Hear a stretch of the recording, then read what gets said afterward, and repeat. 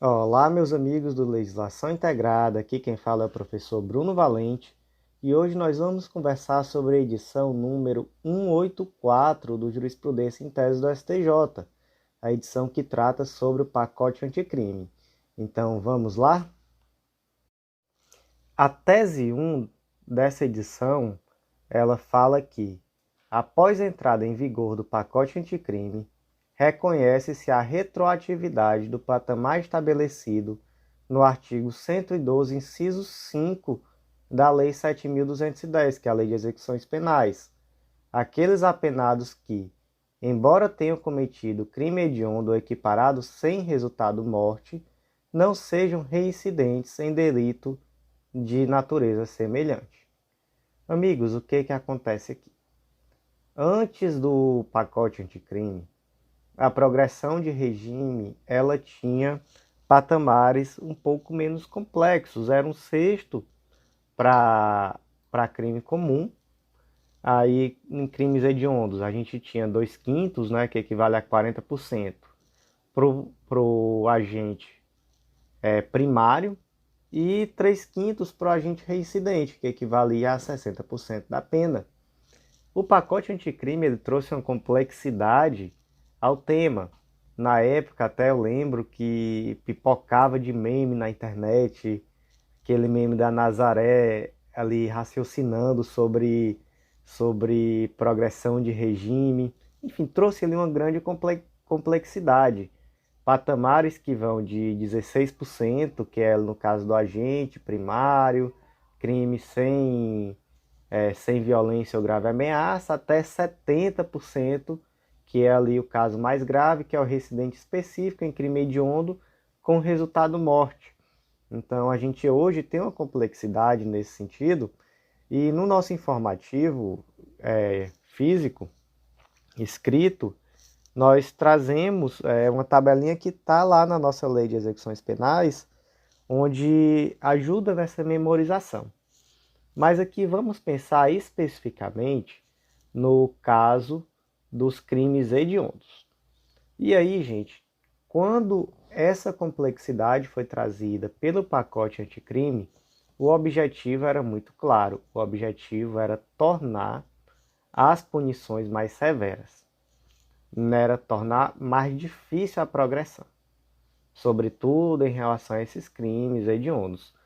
Mas, apesar disso, em algumas circunstâncias, houve uma reformácio in melius, né? Houve ali uma melhora da situação. Talvez não proposital, mas de fato ocorreu uma melhora da situação. E aí, um caso muito bom, um caso onde isso ficou muito claro, é esse caso do crime hediondo ou equiparado sem resultado morte de agente não reincidente específico. Por quê? Porque, nesse caso, do 112, inciso 5, ele vai inserir também aquele agente que é reincidente genérico.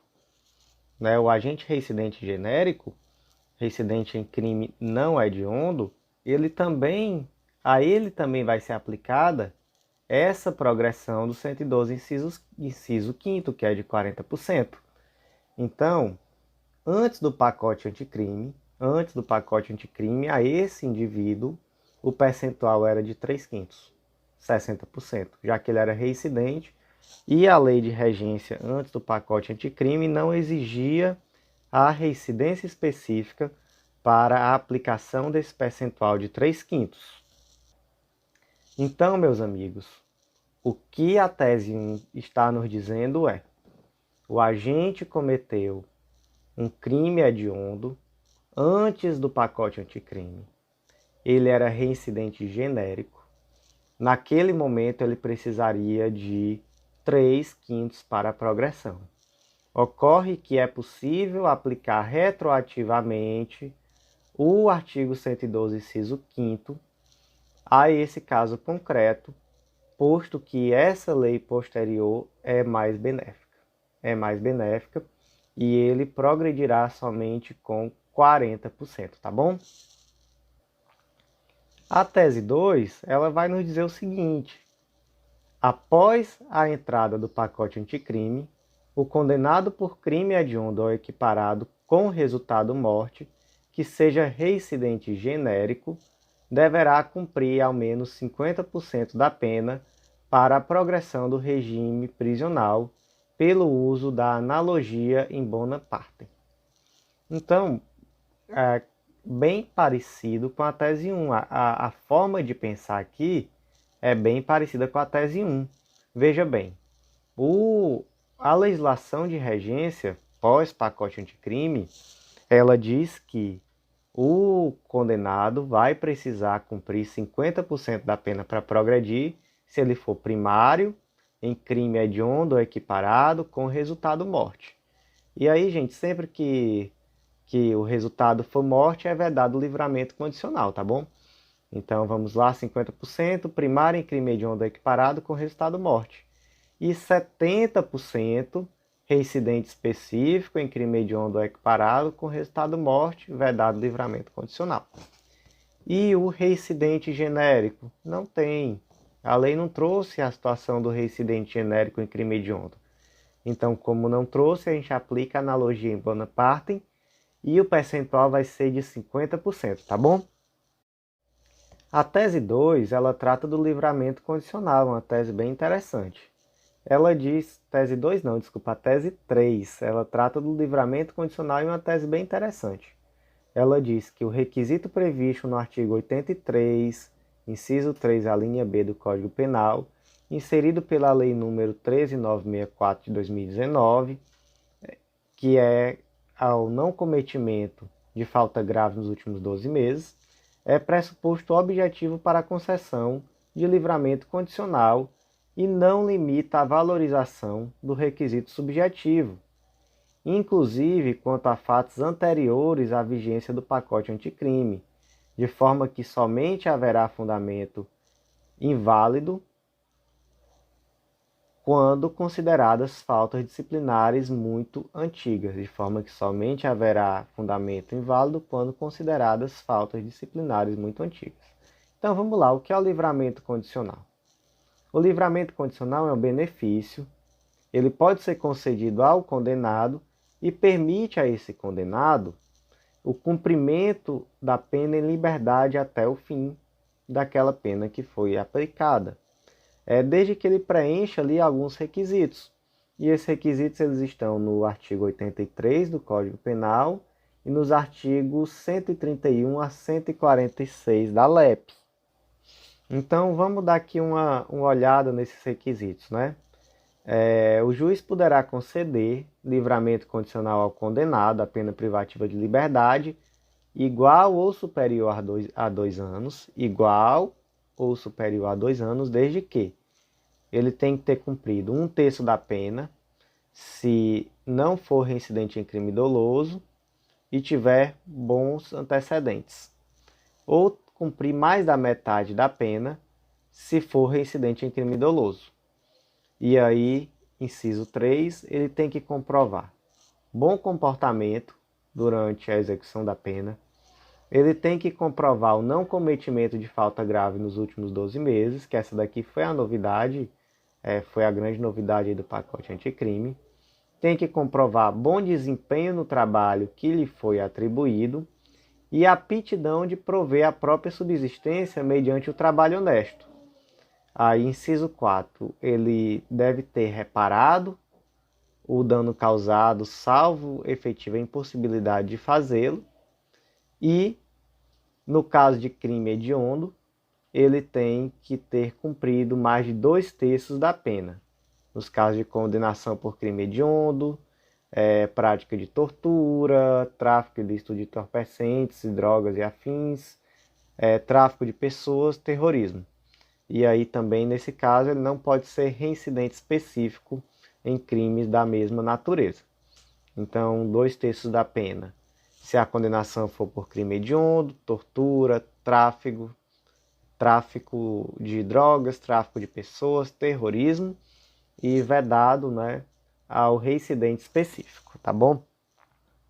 Então, gente, a gente consegue perceber que a lei de regência, o artigo 83 do Código Penal, ele traz requisitos tanto de natureza objetiva quanto de natureza subjetiva para a concessão da liberdade condicional. E aí, no caso dos requisitos objetivos, a gente pode ver, sobretudo, o cumprimento do lapso temporal exigido, que aí a gente vê um terço da pena para não reincidente, que tenha bons antecedentes, metade da pena para o reincidente em crime doloso e 2/3 para aqueles casos ali de crimes hediondos, tortura, etc., os crimes mais graves. Então esse é um requisito objetivo. O outro requisito objetivo é o não cometimento de falta grave nos últimos 12 meses, que é a novidade aí da Lei 13.964, desculpa. E os requisitos subjetivos, a gente tem aí três requisitos subjetivos, que é o comprovado comportamento satisfatório durante a execução da pena, o bom desempenho no trabalho que lhe foi atribuído e a aptidão de prover a própria subsistência mediante trabalho honesto. Então, a gente tem aí 3 requisitos subjetivos. E aí, a grande questão é, o pacote anticrime, né, ele trouxe a questão da ausência de falta grave nos últimos 12 meses como requisito objetivo. Ok? Tranquilo. E se o indivíduo ele tiver cometido falta grave há 13 meses, há 14 meses? Essa falta grave, ela pode ser analisada também, é uma pergunta, né? Ela pode ser analisada também na verificação do critério subjetivo. Então, por exemplo, pode-se entender que o indivíduo que cometeu uma falta grave há 14 meses não tem comprovado comportamento satisfatório durante a execução da pena? E aí a resposta é que sim, é possível. Não é possível você pensar automaticamente, né? De cometeu a falta grave há 14 meses, deixou de ter comprovado comportamento satisfatório. Não é possível assim, porque senão você tornaria esse prazo de 12 meses letra morta. Não é? Mas é possível, diante da gravidade da falta, entender que, apesar dela ter mais de 12 meses, essa falta grave é motivo suficiente para entender que esse indivíduo não tem comportamento satisfatório. Então, gente, o julgado ficou da seguinte forma, né? Aqui um julgado que a gente pegou de um julgado exemplificativo, um dos julgados que foi utilizado como exemplificativo para a tese. Tal critério objetivo não limita a análise do requisito subjetivo, inclusive quanto a fatos anteriores à vigência da Lei 13.964, consistente no fato de o sentenciado não ter cometido falta, de forma que somente haverá fundamento válido quando as faltas disciplinares forem muito antigas, tá bom? Então, é isso que essa tese fala. E aí, gente, só para poder dar aqui uma aprofundada junto com vocês em um tema muito importante, muito bacana, que é a súmula 441 do STJ. A súmula 441 do STJ, ela fala que a falta grave não interrompe o prazo para a obtenção do livramento condicional. E aí, com a Lei 13.964, que inseriu esse requisito dos 12 meses sem cometimento de falta grave, uma leitura apressada pode dar a entender que essa súmula 441 do STJ está superada, mas não. Essa súmula não está superada e, de fato, a falta grave não interrompe o prazo para a obtenção do livramento condicional. O que existe é um elemento, né, um requisito objetivo para a concessão. O indivíduo tem que não ter praticado falta grave nos últimos 12 meses, mas isso não significa que existe ali que essa falta grave vai interromper o prazo para a obtenção do livramento condicional, tá bom? O que aconteceria caso interrompesse? Vamos imaginar uma pena de 30 anos. O indivíduo tem que cumprir 1/3 da pena. Vamos dizer que ele está ali cumprindo, ele já cumpriu os 10 anos que ele precisava, está ali bem pertinho dos 10 anos. Se interrompesse, ele teria esse prazo que ele precisaria, zeraria. Ele teria que cumprir mais 1/3 da pena remanescente. Entendeu? Isso que seria a interrupção e não é isso. Tá bom? Então não interrompe. Não interrompe o prazo para o livramento condicional. É somente um requisito objetivo de 12 meses sem o cometimento de falta grave, tá bom? Então vamos em frente. A tese 4 nos fala que o pacote anticrime estendeu o prazo inicial de permanência do custodiado em presídio federal de 360 dias para 3 anos, sem alterar o disposto na Lei 11.671 de 2008, que não prevê limite temporal para a renovação da permanência do preso em estabelecimento penal federal de segurança máxima. Então, gente, antes da Lei 13.964, o período de permanência ele era de até 360 dias, mas ele poderia ser renovável. E não havia prazo máximo, ele poderia ir sendo renovado. Hoje, o período de permanência é de até 3 anos, mas igualmente ele permanece podendo ser renovado, tá bom? E aí o que se levou ao judiciário, na verdade, é porque os indivíduos que estavam pela regência da lei antiga em renovações, eles tentaram sustentar que agora existia um limite de 3 anos. Que existia um limite de 3 anos e que por isso agora eles já não poderiam ficar mais do que esses 3 anos no presídio segurado de segurança máxima. Ocorre que a tese não foi acolhida, tá bom? Então, hoje o prazo de permanência é de até 3 anos, mas ele pode ser renovável por iguais períodos, não havendo ali limitação máxima, tá bom? A tese 5 é uma tese bem importante. Todas as teses aqui são importantes, mas a tese 5 aqui eu vou pedir uma atenção especial, tá bom? Ela nos diz que o prazo de 90 dias previsto no parágrafo único do artigo 316 do CPP, de revisão, que é o prazo para revisão da prisão preventiva, não é peremptório, não é um prazo peremptório, de modo que eventual atraso na execução do ato não implica o reconhecimento automático da ilegalidade da prisão, tampouco a imediata colocação do custodiado cautelar em liberdade. Então, o que isso aqui quer dizer?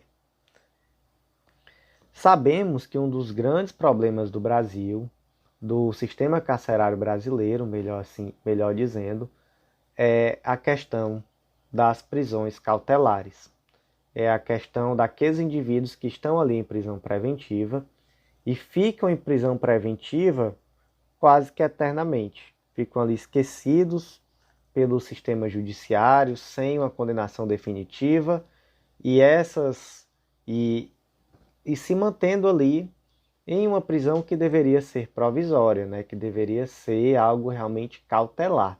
Deveria ser uma prisão cautelar e acaba se tornando um problema, um grave problema prisional, um grave problema de política prisional. E aí, tentando atenuar essa situação, o artigo 316 do CPP, com a nova redação aí da Lei 13.964, ele traz a necessidade de uma revisão periódica das prisões cautelares. E aí, segundo a doutrina, é uma verdadeira cláusula rebus sic stantibus. Ela traz uma necessidade de a cada 90 dias, reaveriguar se continua existindo motivo suficiente para a manutenção daquela prisão cautelar. Vamos ler aqui a nova redação do artigo 316.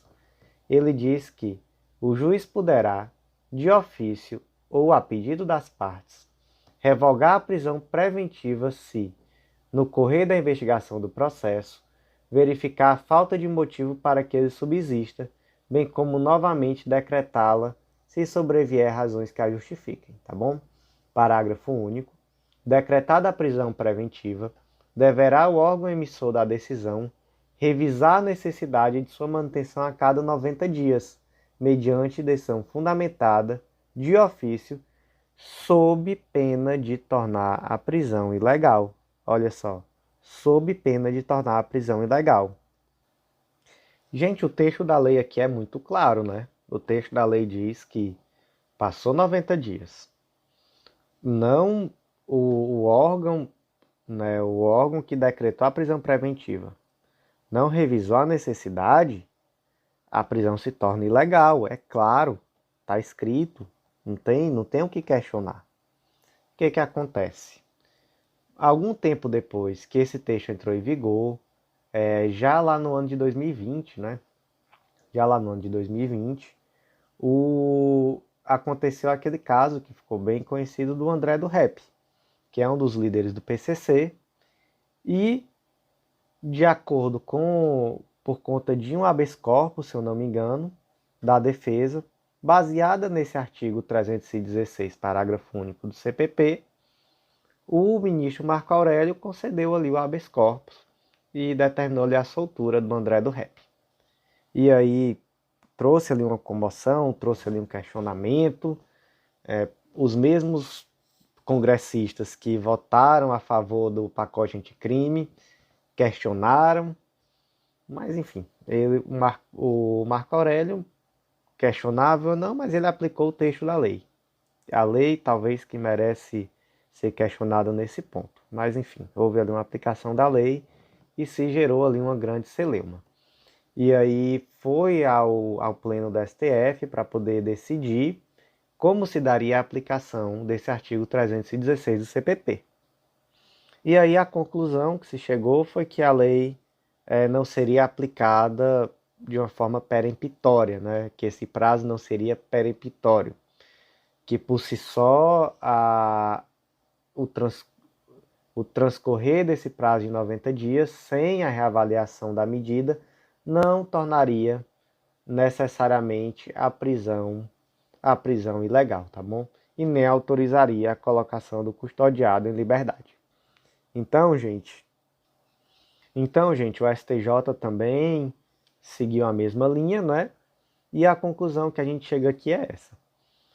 Apesar do texto da lei ser bem claro quanto a isso, os tribunais interpretam que esse prazo de 90 dias não é peremptório e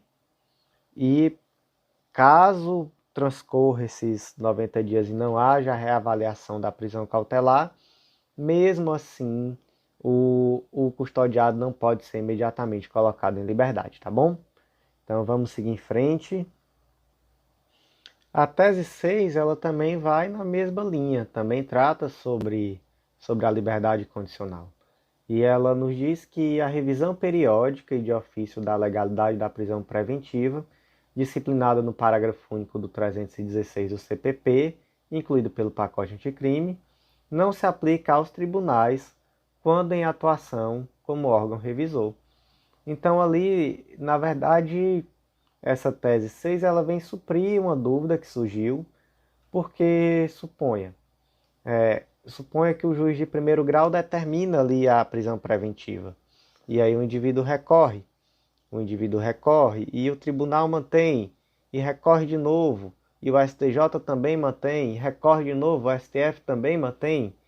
E aí se você imagina se todos esses tribunais, além desse juiz, tiverem que a cada 90 dias revisar a continuação da existência dos requisitos da preventiva, realmente seria inviável, né? Realmente seria inviável.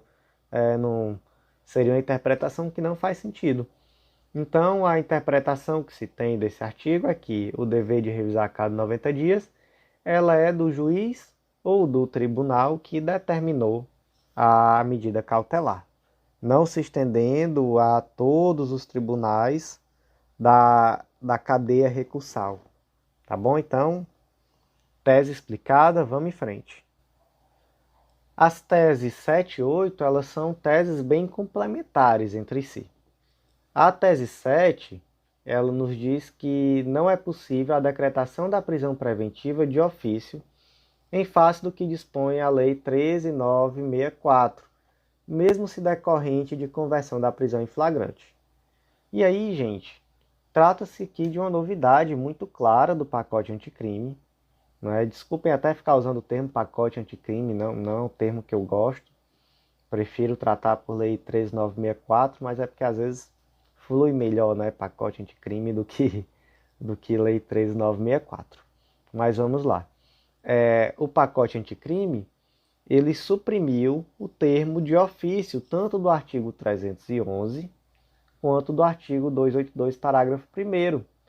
Então, enquanto antes do pacote era possível a decretação da prisão cautelar de ofício após a nova lei de regência, né, com as alterações do pacote anticrime, é exigido de uma forma muito clara o requerimento do Ministério Público ou a representação da autoridade policial, dependendo da fase que se esteja o procedimento. E aí o STF decidiu que, ao suprimir essa expressão de ofício, o pacote vedou de forma absoluta a decretação da prisão preventiva sem prévio requerimento. Então, é isso que a tese nos fala. Sem prévio requerimento, não há que se falar na possibilidade de prisão preventiva, tá bom? E aí, a tese 8, ela vai nos determinar que a posterior manifestação do órgão ministerial ou da autoridade policial pela conversão ou decretação da prisão cautelar supre o vício de não observância da formalidade do prévio requerimento para a prisão preventiva declarada de ofício. Então, se a tese 7 fala que não pode a prisão de ofício, não pode a decretação da prisão de ofício, a tese 8 fala que, mas passa um panozinho ali, né? Ela diz, tá bom, mas se você já decretou de ofício e teve um requerimento posterior, então vamos fingir aqui que nada aconteceu, né? Não podia ter decretado de ofício, mas teve ali uma manifestação posterior do MP ou do delegado de polícia. Então, isso daqui vai suprir a ilegalidade inicialmente cometida. E aí, gente, só que como uma informação adicional, que a gente traz essa tabelinha no material escrito, houve ali uma polêmica muito grande, tá? No começo, sobre essa possibilidade ou não da conversão de ofício da prisão em flagrante em prisão preventiva. Isso daí não era algo muito simples, não. Então, por exemplo, a quinta turma do STJ, lá no informativo 679, ela decidiu que era possível. A sexta turma do STJ, no informativo 682, também decidia que era possível. Acontece que o STF, lá no HC 188888 do informativo, que saiu no informativo 994, ela decidiu no sentido da impossibilidade, e as turmas do STJ, tanto a quinta quanto a sexta, também já se adequaram a esse entendimento. Então a gente teve aí no informativo 682 uma decisão do STJ pela impossibilidade, no 684 uma decisão no 682 uma decisão da quinta turma do STJ pela impossibilidade, e no 684 uma decisão da sexta turma também pela impossibilidade. Então nesse momento acaba que temos aí uma posição já pacificada, né? Já pacificada, inclusive com tese aqui do Jurisprudência em Teses, alinhando o entendimento do STJ aquilo que foi decidido pelo STF, tá bom? As teses 9 e 10, elas vão ser analisadas em conjunto, porque as duas tratam do crime de estelionato. Porque o que aconteceu? Qual foi a treta aqui? Qual foi o problema? E aqui é treta mesmo, viu? Essa tese 9 e essa tese 10 aqui é treta em cima de treta, e a gente vai entender aqui o tamanho desse problema. Com a inclusão do parágrafo 5º, no artigo 171, um crime de estelionato, em regra, passou a ser um crime condicionado à representação do ofendido. E aí tem as exceções, né? Quais são as exceções? Quando é que ele permanece sendo crime de ação incondicionada, como ele era antes do pacote. Nos casos do crime cometido em face de vítima, né? Administração pública direta ou indireta, contra criança ou adolescente, contra pessoa com deficiência mental e maior de 70 anos ou incapaz. Então, nesses 4 casos, o crime de estelionato ele permanece sendo de ação pública incondicionada. Mas, em regra, agora ele é um crime que se procede mediante representação do ofendido. E aí, o que nos diz a tese 9? Ela nos diz que a exigência de representação da vítima como condição de procedibilidade da ação penal por estelionato inserida pela Lei 13.964 não alcança os processos cuja denúncia foi apresentada antes da vigência da referida norma. Ou seja, não alcança essa lei nova mais benéfica, é mais benéfica claramente, né? Mas ela não alcança os processos cuja denúncia já foi apresentada antes da nova lei. Então não é uma condição de procedibilidade dessas ações. A tese 10 ela vai dizer que a retroatividade da representação da vítima no crime de estelionato, inserida pelo pacote anticrime, deve se restringir à fase policial, pois não alcança o processo. Ou seja, a tese 9 e a 10 dizem aí mais ou menos a mesma coisa. Diz aí mais ou menos a mesma coisa com palavras diferentes. E aí, onde é que está a treta? Onde é que está o problema? E aqui é treta mesmo. Aqui é problema mesmo. E aí, gente, em um primeiro momento, a quinta e a sexta turma do STJ tinham ali uma divergência. A quinta turma do STJ, ela entendia que a nova lei mais benéfica ao réu só retroagia se o processo ainda estivesse na fase de inquérito. Então, é aquela decisão ali aliada com as teses que a gente acabou de ler. Então, se já foi apresentada a denúncia, não tem mais retroatividade da lei penal mais benéfica. E aí, gente, essa decisão saiu no informativo 674 do STJ. E a primeira turma do STF, ela entendia ali igual. Saiu, inclusive, uma decisão no mesmo sentido lá no informativo 995. Ocorre que a sexta turma do STJ, ela decidiu em sentido diverso. Ela diz que a lei nova, que é mais benéfica ao réu, retroage independentemente da fase do processo.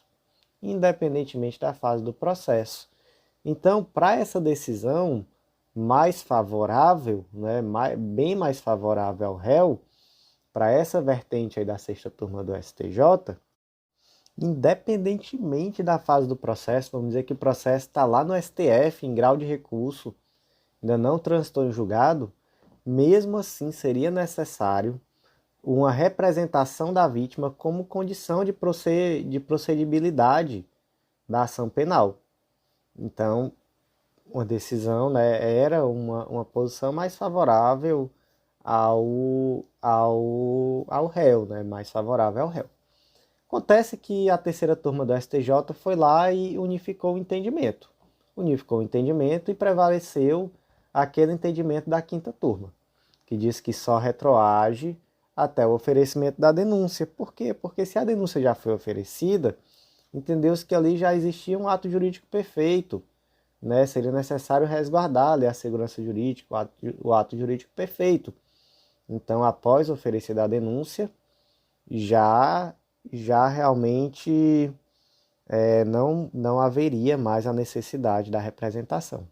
E aí, essas teses 9 e 10 trazem exatamente isso. Acontece, meus lindos, que a segunda turma do STF reacendeu essa divergência. Então, em um julgado por maioria, a segunda turma do STJ, esse julgado saiu lá no informativo 1023, decidiu-se que a nova lei ela retroage independentemente da fase que estiver o processo, até o trânsito em julgado. E aí, não é? Essa decisão ela vai no sentido do antigo entendimento da sexta turma, do antigo entendimento da sexta turma anterior àquela decisão da terceira seção do STJ, que unificou o entendimento no âmbito do STJ. mas agora a gente tem mais uma vez uma divergência. Então, o STJ, né, a terceira sessão do STJ e a primeira turma do STF entendem que a lei nova só retroage na fase do inquérito, e a segunda turma do STJ, na decisão mais recente, né, até o momento é a decisão mais recente sobre o assunto, ela entende que a lei nova retroage até o trânsito em julgado. Professor, e se cair isso daqui numa prova subjetiva? Aí você vai falar tudo isso. E se cair em uma prova objetiva? Aí, meus filhos, você fecha seu olhinho, você faz uma prece a Deus e você pede a Deus que Ele lhe diga o que está se passando na cabeça deste examinador malvado. Porque realmente, nesse momento, é difícil e é o tipo de questão que não deveria ser cobrada em prova objetiva. Se ele pedir especificamente o entendimento da segunda turma, você marca o da segunda turma. Se ele pediu da primeira, você marca o da primeira. Se pediu o do STJ, você marca o entendimento do STJ. Se der errado, você recorre para tentar anular, tá bom? Mas, se a gente for pensar em qual a decisão mais recente, é a da segunda turma do STF, né? Então, realmente é uma situação difícil. A gente espera que se unifique esse entendimento muito em breve também no âmbito do STF. Então, meus amigos, esse foi o Jurisprudência em Tese, edição 84. O tema foi pacote anticrime. Uma edição muito interessante, muita tese bacana, com cara de prova. Lembrando que essa edição do Jurisprudência em Teses foi divulgada também no nosso informativo 68 do Clube da Lei. E toda a legislação, naturalmente, já foi atualizada de acordo com essas teses. Então, as teses já estão inseridas lá, em todas as leis, de uma forma bem contextualizada, como a gente sempre faz, lá no Código Penal, na LEP, no CPP, enfim, sempre lá naquele artigo da lei que casa bonitinho com a tese, para você ir lendo a lei e vendo a aplicação prática, tá bom?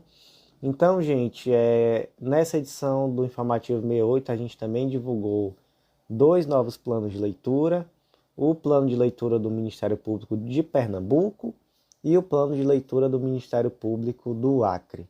Então, firmando aí o nosso compromisso de um material sempre atualizado, de um material sempre de acordo com aquilo que você precisa para um estudo bem estratégico realmente pensando, focado naquilo que vai vir na sua prova. Então, gente, é isso. Aguardo de vocês as sugestões, as críticas, para que a gente consiga prosseguir com esse projeto, que é um projeto muito bacana, dos informativos em formato de áudio. Então, convido você que ainda não faz parte do Clube da Lei, vem fazer parte também do nosso clube, vem conhecer a legislação integrada, vem conhecer os informativos também em formato de PDF, tá bom? Também em formato escrito. Um grande abraço e até a próxima.